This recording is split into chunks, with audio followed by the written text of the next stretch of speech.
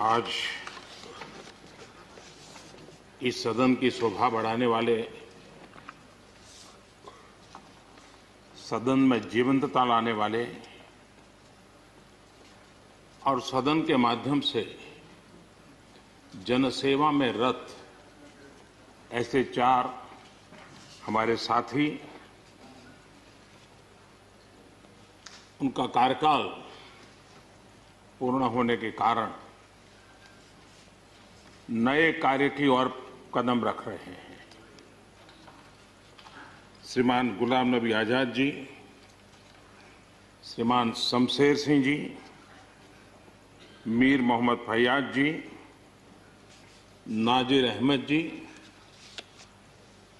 मैं आप चारों महानुभावों को इस सदन की शोभा बढ़ाने के लिए, आपके अनुभव का, आपके ज्ञान का सदन को और देश को लाभ देने के लिए और अपने क्षेत्र की समस्याओं का समाधान के लिए आपने जो कुछ भी योगदान किया है, उसके लिए मैं सबसे पहले तो आपका धन्यवाद करता हूं।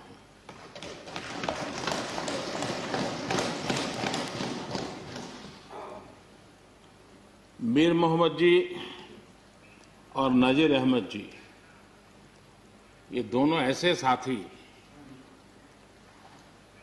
सदन में शायद उनकी तरफ बहुत कम लोगों का ध्यान गया होगा, लेकिन कोई भी सत्र ऐसा नहीं होगा कि जिनके साथ मुझे मेरी चैम्बर में बैठ करके अलग अलग विषयों पर सुनने का, समझने का मौका न मिला।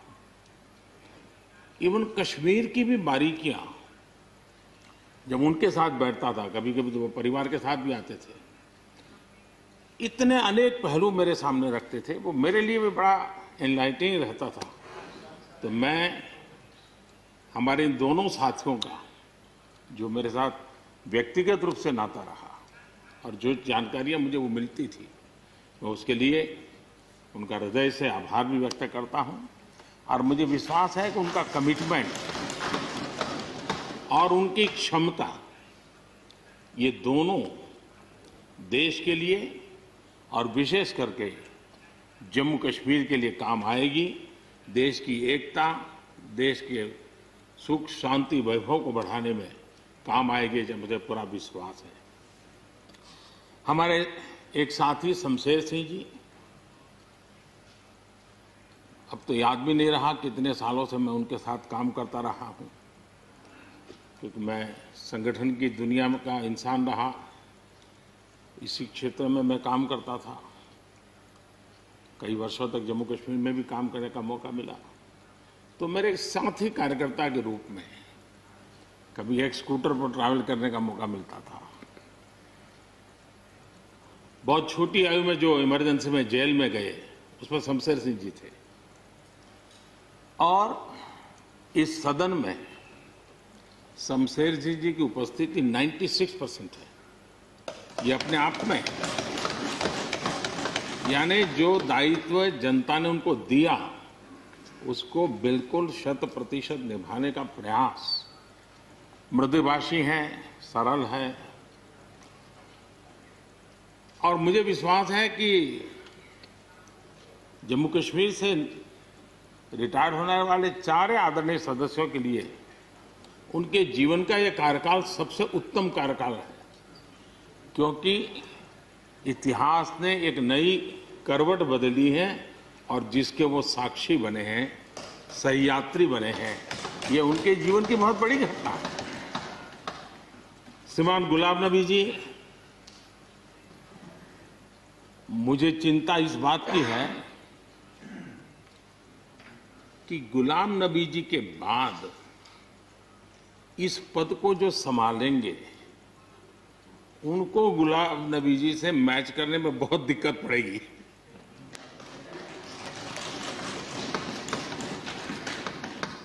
क्योंकि गुलाम नबी जी अपने दल की चिंता करते थे, लेकिन देश की और सदन की भी उतनी ही चिंता करते थे। ये छोटी बात नहीं है जी, ये बहुत बड़ी बात है जी। वरना अपोजिशन के लीडर के रूप में अपना दबदबा पैदा करना, ये सब मोह किसी को भी हो सकता है, लेकिन उन्होंने सदन से, मैं शरद पवार जी को भी इसी कैटेगरी में रखता हूं, वे सदन की और देश की चिंता को प्रायोरिटी देने वाले नेताओं में से रहे। गुलाम नबी जी ने बखूबी इस काम को निभाया है। मुझे याद है इस कोरोना काल में मैं एक फ्लोर लीडर्स की मीटिंग कर रहा था, तो उसी दिन गुलाम नबी जी का फोन आया। तो मोदी जी, ये तो ठीक है आप करते हैं, लेकिन आप एक काम कीजिए, सभी पार्टी लीडर्स की मीटिंग जरूर बुलाइए। मुझे अच्छा लगा कि उन्होंने पार्टी लीडर्स के साथ, सभी पार्टी अध्यक्षों के साथ बैठने का मुझे सुझाव दिया, और मैंने उस मीटिंग को किया भी। वो गुलाम नबी जी के सुझाव पर किया था, और मुझे ये कहने में, यानी इस प्रकार का संपर्क, और उसका मूल कारण है कि उनको दोनों तरफ का अनुभव रहा है, सत्ता दल का भी और विपक्ष का। 28 साल कार्यकाल, ये अपने आप में बहुत बड़ी बात होती है जी। बहुत साल पहले की बात है, शायद अटल जी की सरकार होगी, मुझे याद नहीं रहा। मैं यहां सदन में किसी काम से आया था, मैं तो तब राजनीति में नहीं था, ये इलेक्टोरल पॉलिटिक्स में नहीं था, मैं संगठन का काम करता था। तो मैं और गुलाम नबी जी ऐसे ही लॉबी में गप्पे मार रहे थे, और जैसा पत्रकारों का स्वभाव रहता है, बराबर नजर लगाए बैठे थे कि ये दोनों का मेल कैसे हो सकता है। हम हंसी खुशी से बातें कर रहे थे, तो हम जैसे ही निकले तो पत्रकारों ने घेर लिया। गुलाम नबी जी ने बहुत बढ़िया जवाब दिया था, वो जवाब हम लोगों के लिए बहुत काम आने वाला है। उन्होंने कहा, भाई देखिए, आप लोग हमको अखबारों में या टीवी माध्यमों में या पब्लिक मीटिंग में लड़ते झगड़ के देखते हो, लेकिन सचमुच में इस छत के नीचे हम जैसे एक परिवार का वातावरण कहीं नहीं होता है। इतनी हमारी आत्महत्या होती है, इतने सुख दुख होते हैं। ये जो स्पिरिट है, वो स्पिरिट अपने आप में बहुत बड़ी बात होती है। गुलाम नबी जी का एक शौक शायद बहुत कम लोगों को पता होगा, और कभी उनके साथ बैठोगे तो बताएंगे। हम सरकारी बंगलों में रहते हैं, तो बंगले की दीवारें, अपना सोफा सेट, उसी के आसपास हमारा दिमाग रहता है। लेकिन गुलाम नबी जी ने उस बंगले में जो बगीचा बनाया है, यानी एक प्रकार से कश्मीर की घाटी की याद दिला दे, ऐसा बगीचा बनाया है। और इसका उनको गर्व भी है, वो समय देते हैं, नई नई चीजें जोड़ते हैं, और हर बार जब कंपटीशन होती है तो उनका बंगला नंबर 1 ले आता है। यानी अपने सरकारी जगह को भी कितने प्यार से संभालना, यानी बिल्कुल मन से उन्होंने इसको संभाला है। जब आप मुख्यमंत्री थे, मैं भी एक राज्य का मुख्यमंत्री के नाते काम करता था, हमारी बहुत गहरी निकटता रही उस कालखंड में। शायद ही कोई ऐसी घटना मिल सकती है कि जबकि हम दोनों के बीच में कोई संपर्क सेतु न रहा हो।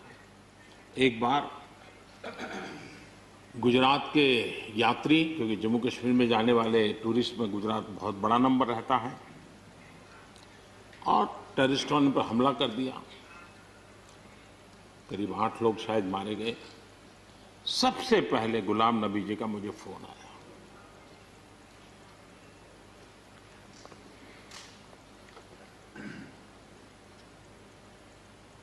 और वो फोन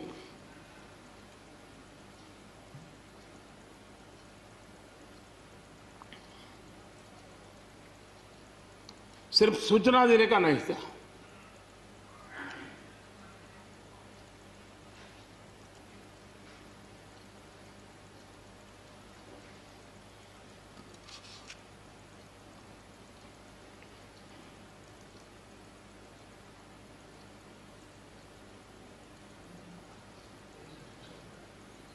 उनके आंसू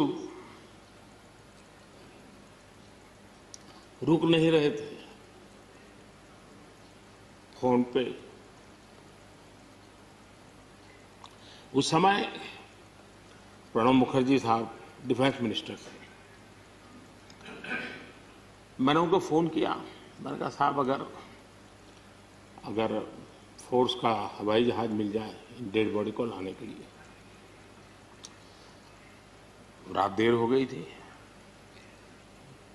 प्रणब मुखर्जी साहब ने कहा आप चिंता मत कीजिए, मैं करता हूं व्यवस्था। लेकिन रात में फिर गुलाम नबी जी का फोन आया। वे एयरपोर्ट थे।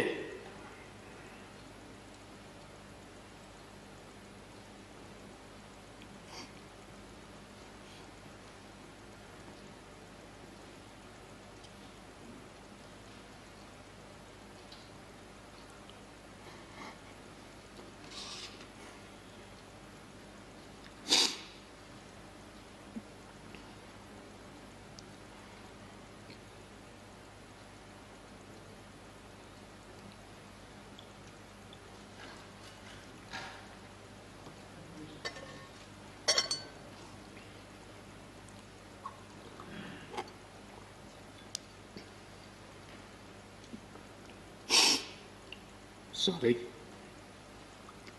उस रात को एयरपोर्ट से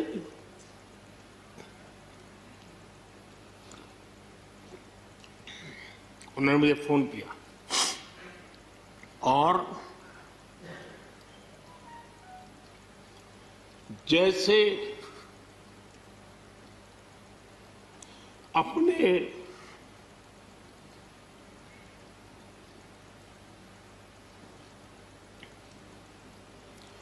परिवार के सदस्य की चिंता करें,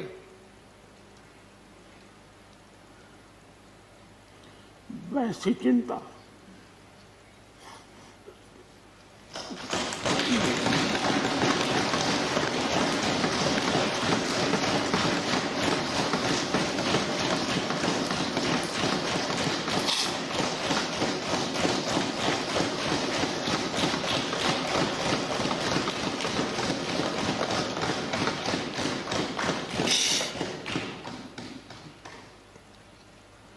पद, सत्ता जीवन में आती रहती है, लेकिन उसे कैसे पचाना,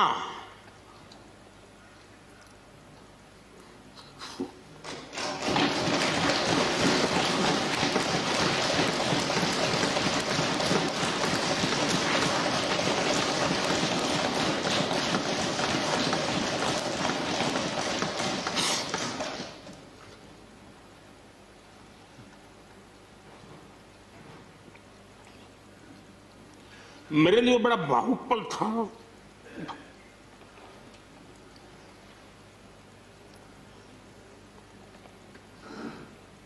दूसरे दिन सुबह फोन आया कि मोदी जी सब लोग पहुंच गए।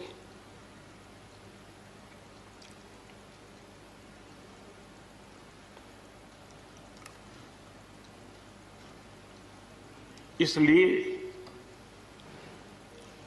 एक मित्र के रूप में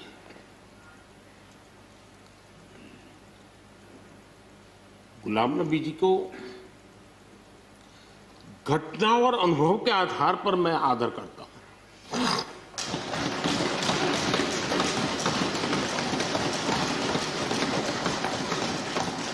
और मुझे पूरा विश्वास है कि उनकी सौम्यता, उनकी नम्रता, इस देश के लिए कुछ कर गुजरने की उनकी कामना, वो कभी उनको चैन से बैठने नहीं देगी। और मुझे विश्वास है कि जो भी दायित्व जहां भी वो संभालेंगे, वे जरूर वैल्यू एडिशन करेंगे, कंट्रीब्यूशन करेंगे और देश उनसे लाभान्वित होगा। ये मेरा पक्का विश्वास है। मैं फिर एक बार उनकी सेवाओं के लिए आदरपूर्वक धन्यवाद करता हूं और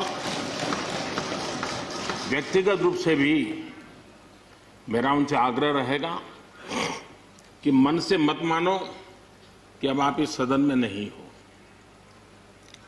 आप के लिए मेरे द्वार हमेशा खुले, इन चारों माननीय सदस्यों के लिए खुले हैं। आपके विचार, आपके सुझाव, क्योंकि देश में सब बहुत जरूरी होता है। ये अनुभव बहुत काम आता है, मुझे मिलता रहेगा, ये अपेक्षा मैं रखता ही रहूंगा। आपको मैं निवृत्त होने नहीं दूंगा। फिर एक बार बहुत शुभकामनाएं, धन्यवाद।